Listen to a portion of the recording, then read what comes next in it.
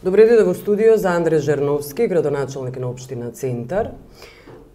Ова е ден после ревизорскиот извештај за Скопје 2014. Господинот Драган Мелиновски вчера имаше излагање. Тој го нарече, со овие зборови го дефинираше како криминал. Вие тој збор не го употребивте. Има ли причина за тоа? Дали се плашите од тужба, господин Жерновски? Јас не го употребив можеби зборот криминал. Кажав дека наместо историско градење имаме историско крадење. Крадење е криминал, така да нема што да се плашам, бидејќи наводите се толку јасни. Ова се еклантантни примери, школски може да се нарече, примери на наместени, на незаконски тендери, да обвинителството, колку и да сака да не предицирам, да не се изјасни или да се окри работа, едноставно нема да може да го стори тоа. Ќе одговара ли некој? Ве праша вчера неколку пати, рековте дека се надевате. Но дали со некоја друга власт некој ќе одговара? Доколку тоа не се случи со оваа власт. Многу е битно да се напомени или да се демантира една теза која што гледам функционира на состаноците во ВМРО ДПМН, тој ќе чекаме да застари ова дело. Ова дело има што многу време додека застари. Како што да кажеме, да потсетам министерката за внатрешни работи, дека пак делото за внесување на луѓе што не живеат во Македонија во избирачки список никогаш не старее. Чисто да знае јавноста. Јас сум разочаран од демантот вчера на ВМРО ДПМН, кој што беше само не демант. Во демантот нема никаде демант, фактички, дека ова не е точно. Вчерашното соопштение на ВМРО ДПМН е потврда дека се што е напишано е точно, односно дека се фатине на дело. И потоа ме заплашува после сето ова што го слушаме на констатација само 8 милиони. За нив, значи забеганоста е толку голема, да ни кажуваат, па добро, злоупотребата е само 8 милиони евра. Ако за нив во оваа ситуација е само 8 милиони евра, тогаш на сите треба да ни јасно со кого имаме работа. Тие сепак во соопштението рекоа дека немате законско покритие, дека ви се паушални обвинувањата, дека се законски јавните тендери и набавки. И ви порачаа слободно да не тужите вие, Заев, Шечеринска, да поднесете кривични пријави. Говоревте за 500 милиони, па некои милиарди и сега стигнавте до бројката 8 милиони. Пазите, значи каде е главниот спин?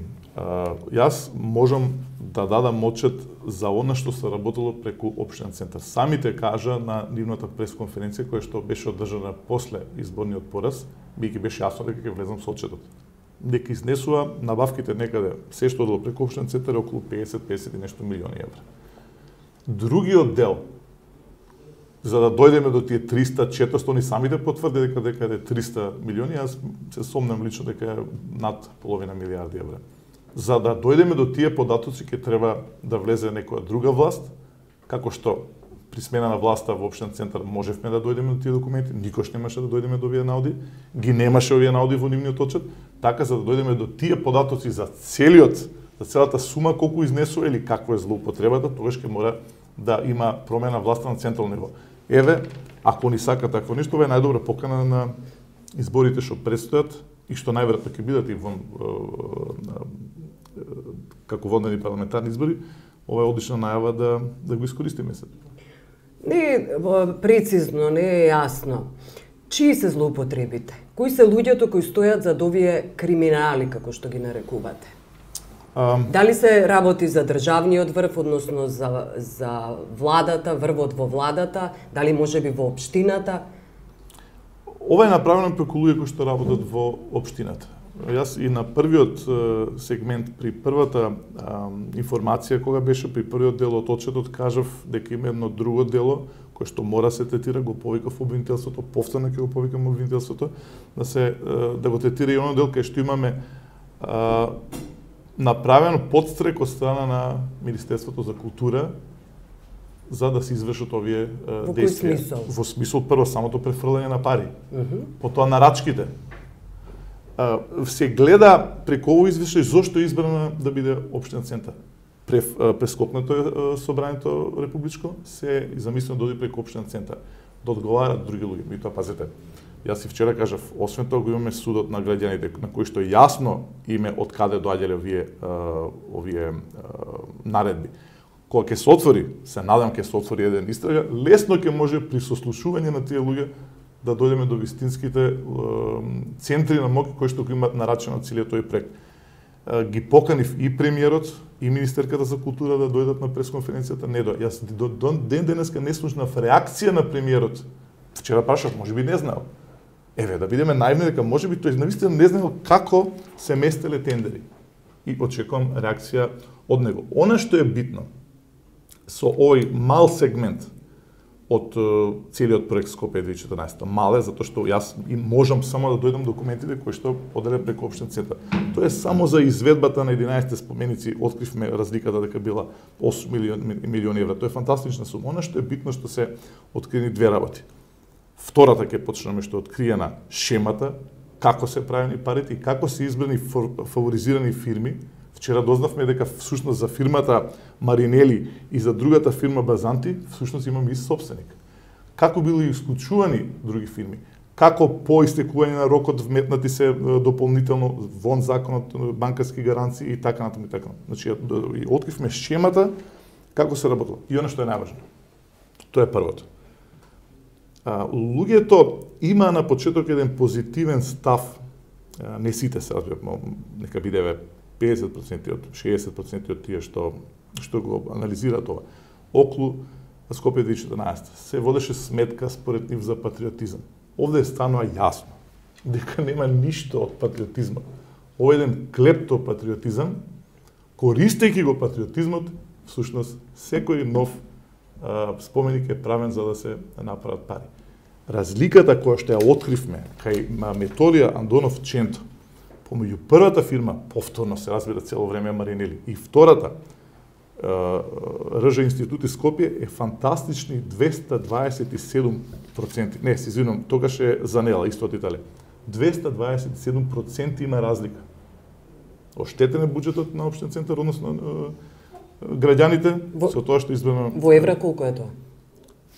Значи, вкупното, кој ќе го земеме со сите разлики кои што е направи, разликата овде е 23 милиони, 24 близу милиони денари. 6 по 4, значи некаде 4 милиони.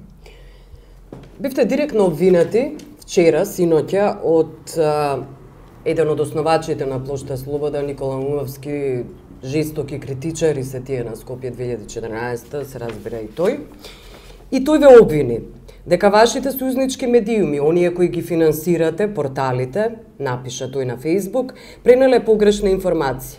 Дека 8 милиони евра е криминалот, а всушност тоа не е точно, дека тоа е разликата меѓу прворангираните и второрангираните понуди и дека тоа не е вредноста, целосната вредност на сите злоупотреби. Не е ли 8 милиони евра? Се работи или за поголема сума? Секој има право на свое мислење, навигнат сум на различни размислувања. Луѓето што ги очекуваат бројките околу целиот проект, го расчистивме тоа претходно, ќе мора да се влезе во сите сегменти на Скопје 2014. Ако овде зборувавме ние само за разликата од 8 милиони евра од она што е избрано помеѓу првиот понудувач, тоа е секојаш Маринели или втората Базанти, пак ќе кажам собственик, разликата е помеѓу прворангираните фирми, да објаснам и вторите. Никогаш не били избрани вторите, за да се заштитат од 8 милиони евра, туку били избрани првите. Дури дознавме дека фирмата Базанти воопшто не е квалификувана да го работи ова, затоа што е регистрирана според Стопанската комора на Фиренца, воопшто не е регистрирана да работи овакви работи, туку се работи со гоблени, трговија со споменици, но не изработка и така натаму и сосема други работи. Пак ќе кажам, од овде можевме да видиме кој е шемата на кој што се правеле парите. Меѓутоа, многу повеќе. Најскапиот дел се објектите, театарот, сите останати што ги гледаме. Зашто вие немате ингеренција и документи? Не можам да влезам затоа што тоа не одело преку општен центар. Ја видовме разликата што станало подоцна кога на крај почнале да употребуваат јавна аукција кога имало, па како се намалувале цените, меѓутоа веќе касно, затоа што се направили само во тој сегмент 8 милиони евра разлика. Вчера најавивте на престод, најавивте референдум за Скопје 2014. Не бевте прецизен за што ќе стане збор во тој референдум, дали за сите споменици Имате ли идеја околу референдумот? Кој ќе биде прашањето? Не бев прецизен кога би требало да се одржи тој референдум. Ги споменавте изборите.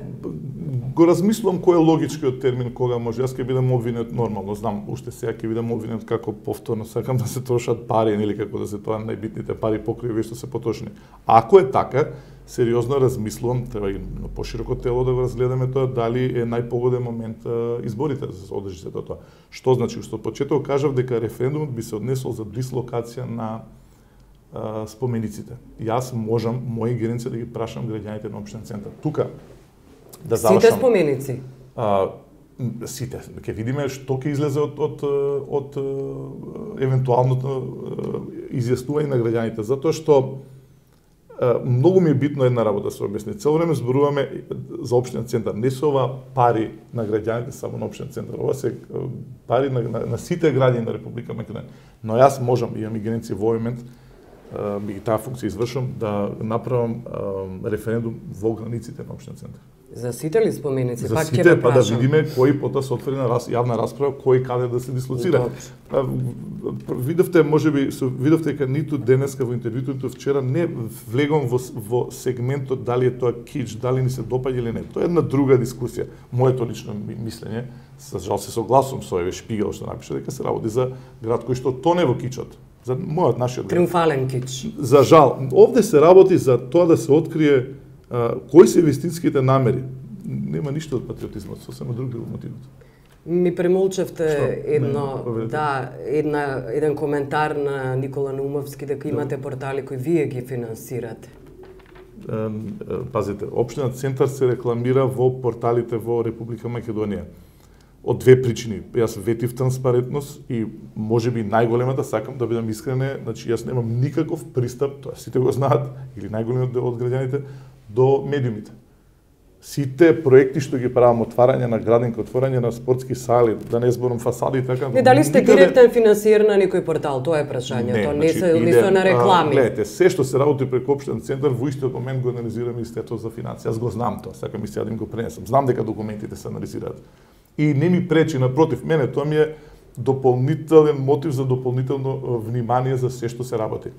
Изнајмена агенција, агенцијата потоа одлучува на кој портали така натаму. Не се работи за рекламирање, претпоставувам обвинувањето, туку директно финансирање на некој медиум. Една советничка на ВМРО да доби кривична пријава за тоа, потоа свати дека не е вистина тоа што го зборува, се повлече така што нема никакво директно финансирање, тоа е далеку од вистината. Добро. Најавивте референдум, но и време за избори. Во едно интервју за Радио Слободна Европа неодамна, Шиповиќ е во затвор, согласно тоа, време е за избори, рековте. Пазите, кажав дека од една страна може би добро што имаме само разлика од еден советник. Уверен сум да имавме 3 советника разлика, 3 ќе беа уапсени. Се доека не дојде до момент кога веќе не може да функционира советот, затоа што не можеме да носиме одлуки бидејќи сме изначени во бројот на гласовите. Тоа е фалсификување на волјата на граѓаните. На граѓаните кои што многу јасно во 3 круга, да не бидам сега сватен дека го потенцирам тоа, јасно ја искажа својата волја. Не само што се гласаше во 3 круга, туку секој нов круг имаше уште појасна реакција на граѓаните. Ако некој сака да ја фалсификува нивната волја, тогаш мораме како политичари да ја размислиме опцијата да ги прашаме повторно граѓаните, самите да одлучат дали го одобруваат ова што го прави централната власт, бидејќи верувајте можам половина час да ви зборам кои се методите на притисоци, или го поддржуваат сето тоа. Добро, че има ли избори или не, заради тоа што сте блокирани, господин Жерновски? Мислам не може дека да функционирате. Се согласувам со прашањето кое што е некој начин констатација, ако продолжи оваа блокада, на вистина мора сериозно да се донесе одлука. Јас не можам и не сакам сам да ја донесам, треба се разгледа тоа во опозицијските кругови, меѓутоа е нешто што мораме да го ставиме на маса. Може ли ви го сврти грбот пратеникот од ВМРО Народна? Советникот? Советникот, не верувам. Господин Медарски го знам, исклучително активен беше многу жесток во кампањата, се видовме после сите овие настани. Премногу јасно кажа дека ни на кај на памет нема такво нешто. Имате постојано средби со меѓународната заедница, со амбасадорите. Која е вашата порака и која е нивната порака до вас? Имав и вчера, сакам да искористам ова прилика да кажам дека се исклучително заинтересирани за овој извештај и вчера веднаш по извештав имав со два амбасадори. Многу е битна поддршката што ја изјаснуваат, изразуваат кон општина Центар, особено во овие околности во кои што функционираме. Меѓутоа никогаш не сум кажал, ниту сметам дека таа поддршка директно кон мене, туку е таа поддршка кон демократските процеси и едноставно кажување на став дека мора да има разграничување што е власт на централно ниво, што е власт на локално ниво и дека во нормални демократски услови не може да има ваков притисок од страна на централната власт. Таква нешто не се толерира во земјите кои што не ги представуваат, такво нешто не треба, не би требало да има и во Република Македонија кој што има амбиции да стане полноправен член на Европската унија. Вие сте лидер на ЛДП. Дали ќе поддржите консензуален председател на Република Македонија? Консензуален во смисол сите и власт и опозиција да го... Идејата на Али Ахмети. Не мислам, никош не сум сметал дека такви предлози се добри за демократијата. Прво, тоа го нема во високо развиените демократски земји, кај нас тоа би функционирало ден и пол. Добро, ви благодарам што бевте гости. Благодарам на поканата.